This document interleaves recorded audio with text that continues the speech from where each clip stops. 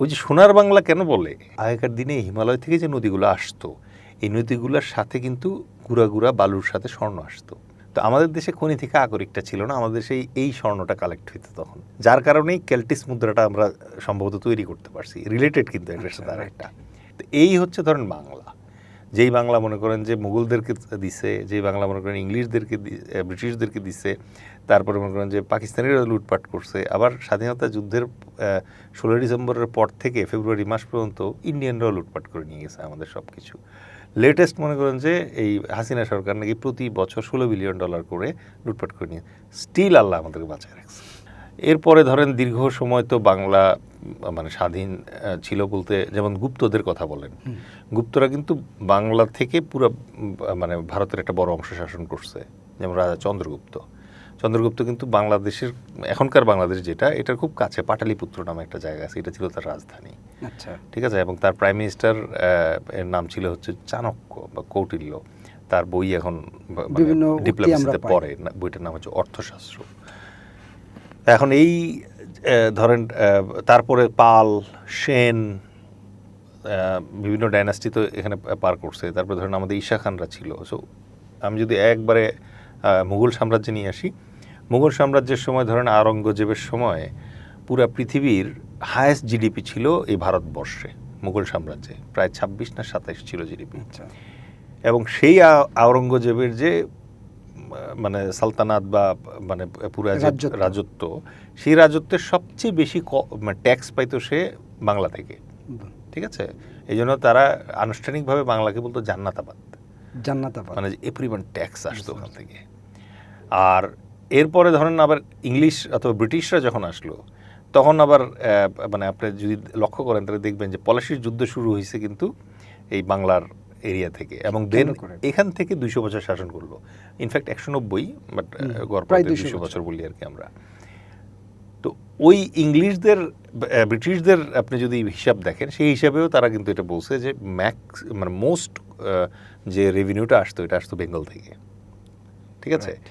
তো এখন এটার পেছনে মানে আমি আপনার প্রশ্ন ভুলি নাই, আপনি যেটা জিজ্ঞেস করছেন যে ইন্টারনাল পলিটিক্স এবং জিও পলিটিক্সের ভেতরে কোনটা এখানে বেশি প্লে করে।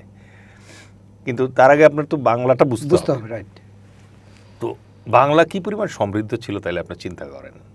আচ্ছা, আজ থেকে 2000 বছর আগে আলেকজান্দ্রিয়া, কায়রোর মানে মিশরের আলেকজান্দ্রিয়াতে একজন নাবিক একটা বই লিখছিল।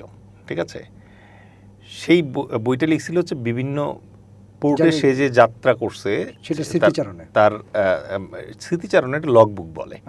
মানে কোন পোর্টের জোয়ারের হাইট কত, ভাটার হাইট কত, ওই বন্দরে মেইনলি কি কি মানে পণ্য পাওয়া যায় ইম্পোর্টের জন্য, কি কি এক্সপোর্ট ভালো হয়, ওই দেশের ইকোনমি কীরকম এবং রাজা টাজা কীরকম, এগুলো নিয়ে লেখা বই। ওই বইয়ে কিন্তু তখনকার দিনের বাংলার উল্লেখ আছে। তখন সে একটা পোর্টের নাম বললো গাঙ্গেয়। ঠিক আছে, চিটাগাং পোর্ট, যেটা এটা চিটাগাং পোর্ট না, এটা হচ্ছে তাম্রলিপ্ত পোর্ট। এই পোর্টটা এখন অনেকটা মুর্শিদাবাদের ওদিকে প্রায় সি থেকে 70 কিলো ভেতরে। তার মানে কি 2000 বছর আগে সি যেখানে ছিল এখান থেকে আরো সি 70 কিলো সরে গেছে, কারণ হচ্ছে পলি জমছে, জমের সরে গেছে। তো ওইখানে সে উল্লেখ করছে যে এই পোর্টে তখন গ্যাঙ্গেটিক মসলিন পাওয়া যেত। ঠিক আছে, আমাদের দেশে মসলিন যেটা আছে, এই মসলিনের গ্যাঙ্গেটিক মসলিন যেটা বাংলায় হইতো, এই মসলিনটা পাওয়া যেত, যেটা সোনারগাঁ থেকে নদীপথে যাইতো ওই বন্দরে, ওখান থেকে রোমানরা কালেক্ট করতো। এবং যতটুকু মসলিন ততটুকু সোনা, এইটুকু ছিল হচ্ছে সিম্পল মাপ। ঠিক আছে, মসলিন যতটুকু ওজন হবে সোনা দিয়ে কিনতে হবে এটা। ঠিক আছে, এবং এই কোয়ালিটির মসলিন আর পৃথিবীর কোথাও হইতো না। আচ্ছা, নেক্সট যেটা ছিল যে তখনকার সময় এখানে বেঙ্গলে একটা মুদ্রা ছিল, নাম ছিল ক্যালটিস। ঠিক আছে, এই ক্যালটিস মুদ্রাটা যে স্বর্ণ দিয়ে তৈরি হইতো, এত পিওর স্বর্ণ তখনকার দিন পাওয়া যেত না কোথাও আর। ঠিক আছে, এবং এখন যেরকম ডলার হচ্ছে স্ট্যান্ডার্ড মুদ্রা, তখন ক্যালটিস ছিল স্ট্যান্ডার্ড মুদ্রা, পৃথিবীর যে কোনো বন্দরে এটা গ্রহণ করতো। দ্যাট ওয়াজ দ্য মানে অনেকে বলে যে সোনার বাংলা একটা কথা বলে না, তা অনেকে দেখবেন ক্লেইম করে যে সোনালী আঁশের যে পাটের যে ব্যাপারটা, এইটার কারণে বোধহয় সোনার বাংলা বলে। বাট মজার ব্যাপার হচ্ছে পাটের আঁশ থেকে যে কাপড় হয় এটা মাত্র ধরেন 500-600 বছর আগের হিস্ট্রি। তার আগে পাটের আঁশ দিয়ে কেউ বাংলায় কাপড় বানাইতো না, বাংলায় কাপড় হইতো কার্পাস তুলা থেকে। ঠিক আছে, আমাদের তুলা উৎপন্ন হইতো, ওই তুলা থেকে সুতা বানাইতো, এবং সেই সুতাও খুব ইন্টারেস্টিং ব্যাপার, সকালে এবং সন্ধ্যায়, ঠিক আছে, বোয়াল মাছের দাঁত দিয়ে এটা ইয়ে করা হইতো, ঘষতো, এবং নৌকার উপরে বসে এই সুতা ইয়ে করতে হইতো, বুনতে হইতো, আদারওয়াইজ ওই আর্দ্রতা থাকতো না। আচ্ছা, ঠিক আছে, তো ভেরি ইন্টারেস্টিং, অনেক হিস্ট্রি আছে এই জায়গায়। তো ওই যে সোনার বাংলা কেন বলে এটা অনেকে জিজ্ঞেস করে, অনেকে মনে করে যে আমাদের দেশটা তো একটা ডেল্টা, এটাকে বলে হচ্ছে বদ্বীপ, এবং এটা বিভিন্ন নদীর পলি এসে জমে জমে এটা হয়েছে। তো আগেকার দিনে হিমালয় থেকে যে নদীগুলো আসতো, এই নদীগুলোর সাথে কিন্তু গুঁড়া গুঁড়া বালুর সাথে স্বর্ণ আসতো। আর আপনি এবং দর্শকরা অনেকে হয়তো জানেন, স্বর্ণ আহরণের দুইটা পদ্ধতি, একটা হচ্ছে বালু থেকে ছাঁকনি দিয়ে, আর একটা হচ্ছে খনি থেকে আকরিক।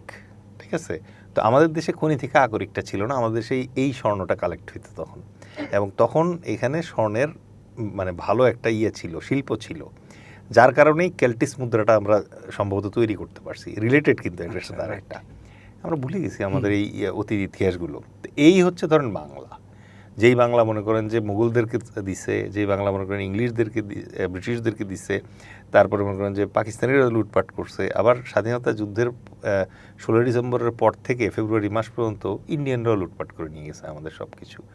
লেটেস্ট মনে করেন যে এই হাসিনা সরকার নাকি প্রতি বছর $16 বিলিয়ন করে লুটপাট করে নিয়ে, স্টিল আল্লাহ আমাদেরকে বাঁচায় রাখছে। রাইট।